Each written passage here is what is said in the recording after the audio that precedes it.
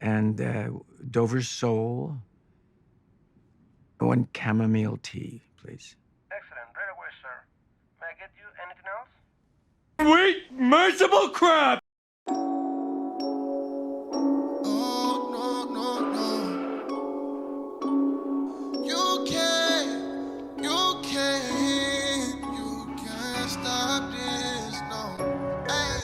I know that this is my destiny. I was at my lowest, he saw the best of me. All of my doubts are the rest in peace. Buried them deep in the leg, I can work with the rest of me. Yes, I am blessed, never stress, disconnect from all my demons. They can never get the best of me. Truly blessed to be a...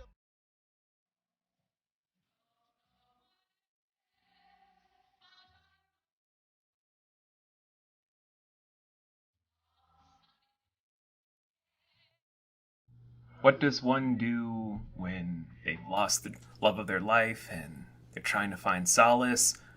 Well, some people look inward and try to do a lot of things involving meditation, contemplation, and full-blown Tai Chi to form your own sense of nirvana. Or you can pay for an escort. Either one kind of works. But still, welcome everyone to a brand new episode of Nomadic Reviews. Today's episode is of a short film made by this lovely gentleman that is on screen right now. And that short film is called... How may I be of service to you this evening? The short film, released in the late 2010s, stars Dylan Sprouse as a male escort of sorts. When you look in the credits, you know his name, which I will put on the screen right here. He's paid by this older gentleman to be play acting as his deceased wife for the evening, so that he can have the anniversary of his dreams before her untimely death. All you wanted was me. That's what you said. You said I was enough. And we were happy.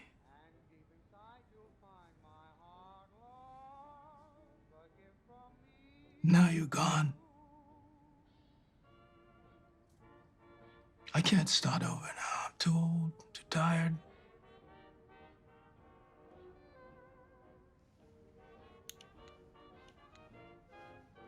That premise alone is very intricate, and it's why I'm not doing a plot segment right off the bat, and just giving you the synopsis here and now at the opening before we jump into more in-depth things about this episode and this short film in general. Scratch that. Reverse it.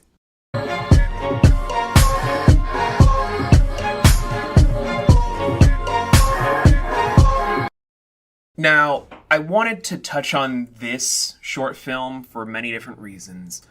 Not just because, since my bar got stolen by a bunch of bag boys that want to threaten me with a cherry blossom monster, I wanted to touch on this because it's a very interesting film, touching on a lot of different themes and symbolic meanings of what relationships are for people, how grief works for people, and ultimately just what the human spirit itself tends to really do in times of woe, depression, and various other dark moments that we ourselves do not feel comfortable sharing with the masses at large.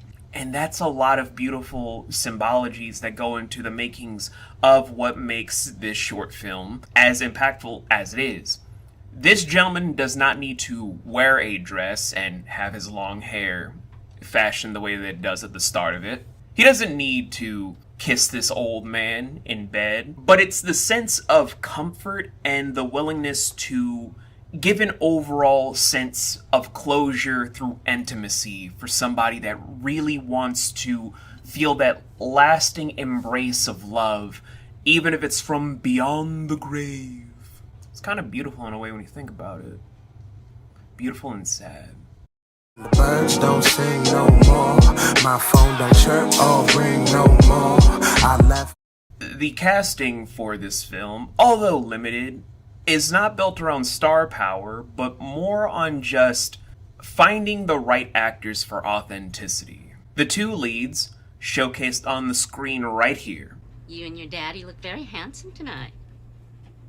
even with the smaller roles that are placating itself, whether it's the bellhop or that one lady in the elevator, or the elderly madam that is just, flashbacks of the wife that was. It's less built around star power and potential, and like I'm saying, it imbues itself on the authenticity of being human, of being just there in the hours of closure. Maybe it's the final hours, maybe it's the step into a brighter tomorrow. We don't know, and frankly, I kind of appreciate it better that way. I don't believe in fretting or grieving. Why mess around with strife? The writing for this is surprisingly very, very solid. It's impeccably good. I know the dialogue is sparse and you don't really get a huge inclination as to what's going on and the overall build up to this whole methodology. Maybe if they wanted a full-length film, they could have just gotten this wonderful director some extra funding to make a full-length feature film. But then again, it probably would have gone into a lot of areas in the similar vein as Good Luck Leo Grand, which got sadder than it needed to touch on something that just needed a shorter runtime to authenticate the beauty that comes with exploring what one does with grief, loss, and just feeling as if they no longer have answers anymore. Can we get a reset? In closing, for this episode, where this is probably the most coherent and unjoking I've ever been for an episode of Nomadic Reviews, I think that this is probably one of the best short films I have seen that is overall about just embracing the human condition and finding something better than what we've lost. Grief will come for us all. Loss and death are a constant, as are the steps of misery and depravity and melancholy. But one act of humanity, one act of humility, one act of joyous reprise, and a glorious respite of just overall elation towards your fellow person can truly make the biggest difference. And I feel like that's the ultimate thing I feel with this short film. Note, I'm still not saying the name because it's weird. It's very, very weird. For me, I'm not trying to yuck anyone's yums. I'm just saying the word is weird. So, ratings. Let's get into ratings. So, this short film is surprisingly for many people, just gonna say surprising for a lot of different reasons. I'm giving this short film a coveted solid 12 out of 13 with 6 out of 7 stars and giving it an A+. Yeah, it's not gonna be the pinnacle 13 out of 13 and 7 out of 7 stars and getting like one of the S to triple S ratings, sure, but it's not a terrible movie at all capacity. Sorry, I had like a small aneurysm. I have a mild headache. Now, I know it's not your typical thing that I would be saying would be in a high rating. Frankly, probably wondering why it's not a 13 out of 13 from how wonderful I was putting all the stuff for it. But it's not about it being a perfect film of perfection. It's getting this rating because it's sound, it is glorious.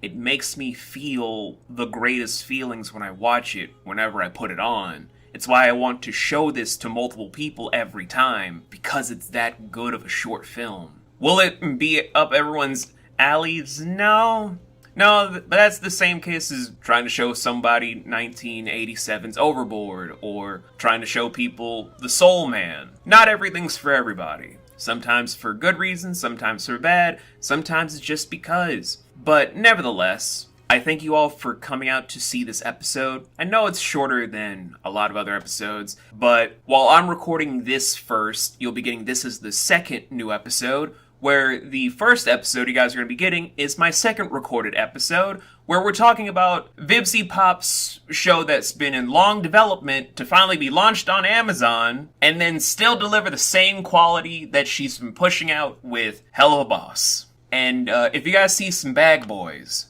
Tell them I want my fucking bar back. I miss my neon sign. I want my bar back with its neon sign. Boy, you crazy!